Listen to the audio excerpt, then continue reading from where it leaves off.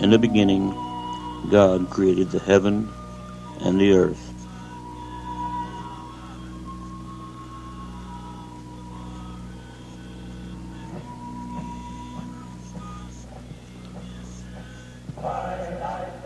Back when I was a kid in school, I guess I disliked certain classes and certain teachers just like everybody else.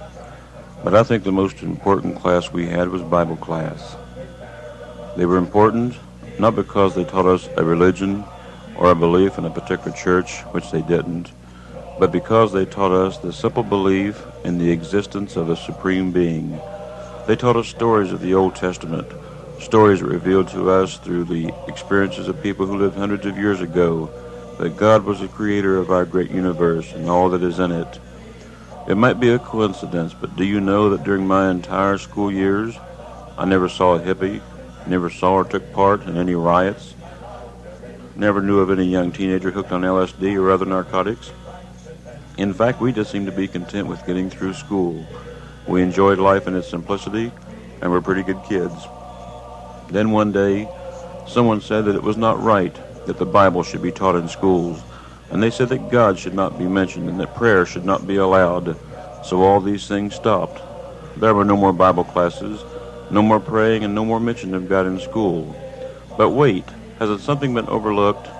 It's one thing to say you shouldn't teach the Bible and not allow prayer or the use of God's name in school, but shouldn't something be said to keep anti-Bible teaching out of the classrooms also? Isn't it logical that if you deny the teaching of one because of constitutional rights of individuals who do not believe in God, that you should also deny the teaching of the other because of the same constitutional rights of people who do believe in God?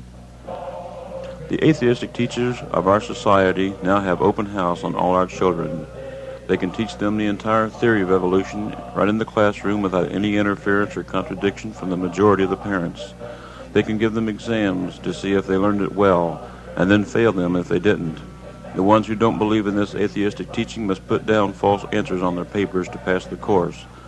The teachers can even camouflage the evolution theory by calling it by some other name, but it still has the same damning effect on our children. Without a belief in God, what hope do they have? Why not create chaos? Maybe it's just another coincidence, but with teachings like this in our school, we are now facing one of the most devastating times in the history of the American people as far as our youth are concerned. We hear of buildings being burned on campuses, students getting shot, young kids getting hooked or dying from overdose of drugs, thousands of young men refusing to serve their country, countless illegitimate children and illegal abortions. If these kids had been exposed to the Bible teaching in school, they might have been different. We'll never know. If these same kids had not been exposed to atheistic teachings, they might have been different. We'll never know. I think it's time for people who believe in God to let it be known that all teaching contrary to the teaching of the Bible has got to be stopped. Don't let our kids be refused something good for them and then feed them something that will poison them for life. Don't let them substitute the theory of evolution for the facts of the Bible.